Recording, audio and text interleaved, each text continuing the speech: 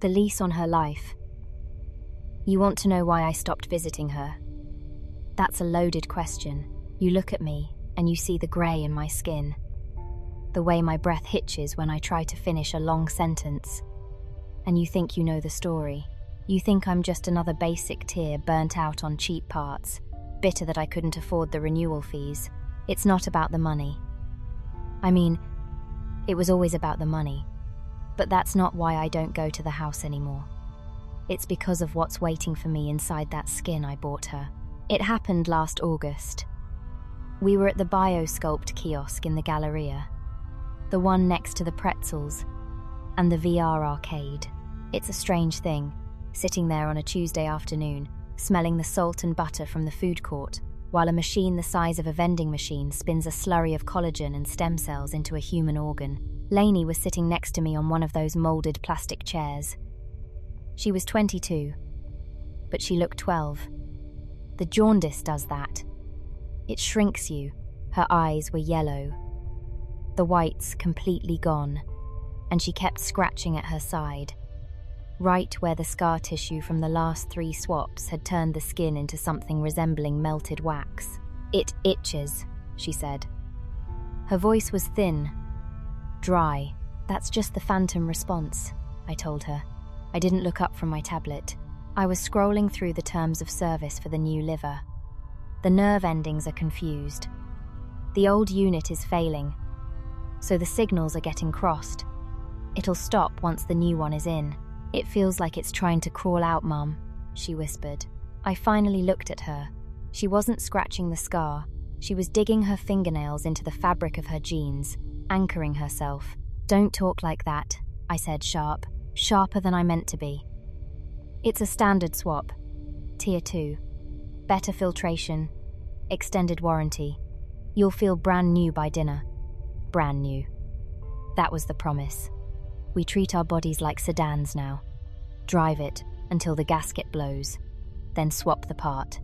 If you have the credits, you get the racing stripes. If you don't, you get the refurbished junk that feels heavy and cold in your gut. Lainey had been running on a refurbished renal system for 2 years. I promised her that this time, for the liver, we were going premium, or at least mid-tier premium. The Genesis Model 4, proprietary gene editing to maximize alcohol processing and toxin filtration. It was leased, of course. Since the Organ Obsolescence Act passed, you don't buy the biology, you license the genetic code. If you miss a payment, the repo men don't come to your house. They just send a remote signal to the enzymes to stop producing. You expire from the inside out. I don't want it, Lainey said. The air in the waiting room was freezing. They keep it cold to discourage the bacteria and the loiterers.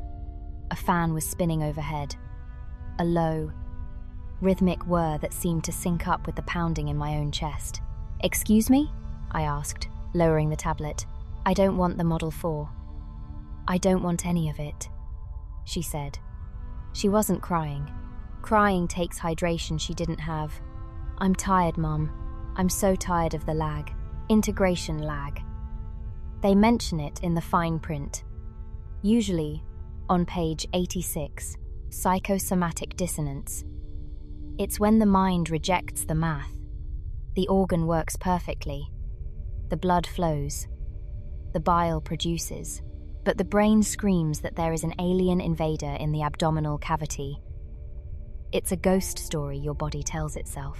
The lag goes away, I lied. You just need to adjust your meds. It doesn't go away, she said, staring at the wall where a poster advertised, lungs that last a lifetime, with a picture of a smiling mountain climber. I feel like a patchwork quilt. I don't know where I start and the catalogue ends. I just want to stop. I felt a cold spike of panic. Not sadness. Panic. It was the feeling of losing an investment, or losing control. I had spent 20 years keeping her alive, navigating the insurance tiers, refinancing the house to pay for the heart valve when she was 10, selling my car to get her the bone density upgrades when she was 16. We are not discussing this in a mall, I hissed. The appointment is in 10 minutes. The print is already 90% done. You can see the status bar on the wall. I pointed to the screen above the reception desk. Patient. Lainey R. Hepatic unit. 92%. Complete. I'm not signing the lease, she said. She meant it. I could see it in the set of her jaw, the only part of her that still looked like her father. I stood up and walked to the counter. A young man named Oliver was there, wearing a white polo with the company logo. He looked like he should be selling me a phone plan, not a vital organ. Is there a problem, ma'am? Oliver asked. He had perfect teeth, probably printed. She's anxious, I said. Pre-op jitters. We're still good for the 2 p.m. install. Ah. System is primed, Oliver said, tapping his screen. Just need the final biometric authorization for the payment plan. We did run into a snag with your cosign, though. Your credit rating took a hit from the last dialysis cycle. I froze. I paid that off. Interest rates variable. He shrugged. The down payment for the Model 4 just doubled. Unless you want to downgrade to a basic. We have a generic bovine scaffold unit in stock. It's sturdy. I looked back at Lainey. She was watching me. If I got her the basic, she'd be sick again in 3 years. The fatigue would never leave. She'd hate me. And she'd be right. But I didn't have the money for the premium. I can't do the basic, I said. She needs the Model 4. Well, unless you have a trade-in, Oliver said, his voice dropping to that conspiratorial tone salesmen use when they're about to ruin your life. We do accept biological equity. I knew what he meant. I looked at my reflection in the plexiglass divider. I was 45. I had a premium-grade cardiac pump I'd bought 5 years ago, back when I had a better job. It was top of the line, efficient, quiet, guaranteed for 50 years. How much for a cardiac downgrade? I asked. Oliver's eyes lit up. He scanned me with a handheld wonder. Ooh, is that the Cardio X9? Very nice. Low mileage. If you trade that in for a standard mechanical assist, yeah, that covers the liver and the install fees, plus a year of anti-rejection supplements. Do it, I said. Mom? Lainey was standing behind me. She had heard. Sit down, Lainey, I said. You can't, she said. Her voice was trembling. You love that heart. You said it made you feel like you could run forever. I don't need to run, I said, signing the pad. I just need you to live. I didn't ask you to do this, she shouted. People in the waiting room looked up from their magazines. A woman with a freshly bandaged nose stared at us. You don't get to ask, I snapped, grabbing her wrist. Her skin was hot and dry. I am your mother. I made you, and I am going to keep making you until you stick. Do you understand? You don't get to quit just because you're uncomfortable. She pulled back, looking at me with something that wasn't gratitude. It was horror. She realized then, I think, that she wasn't a person to me. She was a project. She was a ship I was determined to keep afloat.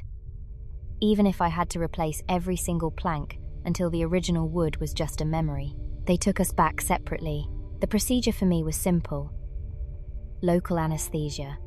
They cracked my chest, unhooked the sleek, silent biological marvel I had worked so hard for, and dropped in a grey, buzzing mechanical unit, a refurbished pump. When I woke up, the room was quiet. I took a breath, and I felt it. A heavy, rhythmic thud-click in my chest. It wasn't a heartbeat. It was a metronome. It vibrated in my throat. I felt heavy, sluggish. The blood didn't surge anymore. It just pushed, reluctant and cold. I went to the recovery bay to see Lainey. She was sitting up. The jaundice was already fading, replaced by the flush of oxygenated blood. The Model 4 was working perfectly. She looked healthy. She looked saved. Lainey? I said. She looked at me. Her eyes were clear, bright white surrounding the iris, but they were empty. "I can feel it," she said. Her voice was flat. "The incision?" "No," she said. "The liver. It's humming. It feels efficient." "No, that's good," I said, pressing a hand to my own chest to muffle the clicking sound of my cheap heart. "That means it's working. It feels like it doesn't belong to me," she said. "It feels like I'm renting space in my own stomach. You'll get used to it." "No," she said softly. "I won't." She went home with me that day. Physically, she recovered in record time. The Genesis tech is miraculous like that. Within a week, she was running, eating, breathing better than she had in years, but the integration lag never stopped. I'd find her in the kitchen at 3 a.m., staring at her reflection in the oven door. She stopped using personal pronouns for her body parts. She wouldn't say, "My stomach hurts." She'd say, "The unit is cramping." She wouldn't say, "I'm hungry." She'd say, "Maintenance required." She disassociated. It was the only way she could cope with being a collection of leased assets. The liver had a serial number. Her kidneys were on a subscription plan. And now, she knew her mother's heart was a piece of junk exchanged to keep the system running. I tried to hug her a month later. I pulled her close, wanting to feel that connection, that maternal triumph of having saved my child. She stiffened. She pulled away sharply. "What?" I asked. "Hurt. I can hear it," she whispered, staring at my chest. "I can hear the clicking. It's so loud. It's keeping me alive, Lainey." "It sounds like a clock," she said. "It sounds like a timer counting down." She moved out 3 days later. She sent me an email saying she found a job in a different sector, something in data entry where she doesn't have to move much. She sends me money every month, exactly enough to cover the premium on the liver lease. I haven't seen her in 6 months. I walked by her apartment building once. I saw her coming out of the lobby. She looked beautiful. Perfect skin, bright eyes, moving with a fluid grace that costs a fortune. She looked like the best version of herself that money could buy. But when she walked past a mirror in the lobby, she didn't look at it. She flinched, like she was afraid she wouldn't recognize the person standing there. I didn't call out to her. I just stood there, clutching my chest, feeling the heavy, mechanical thud click against my ribs. I saved her life. I know I did. The receipt is in my inbox, but sometimes, late at night, when the cheap pump in my chest stutters and I have to cough to get the rhythm back, I wonder who exactly is walking around in that body I paid for. Because it's not my daughter. My daughter died in that waiting room, begging me to let her go. The thing that walked out is just a ship of Theseus, sailing on an ocean of debt, terrified that one day the owner is going to come and reclaim the parts. So no, I don't visit. I stay here, and I maintain the equipment. That's what we do, right? We maintain. We service. We upgrade. We don't heal. We just keep the machine running. This has been the lease on her life. Make sure to follow or subscribe wherever you are listening or watching right now. And if you enjoyed this episode, please take a second to leave a review or drop a comment. It helps us reach more people just like you. Thank you for listening.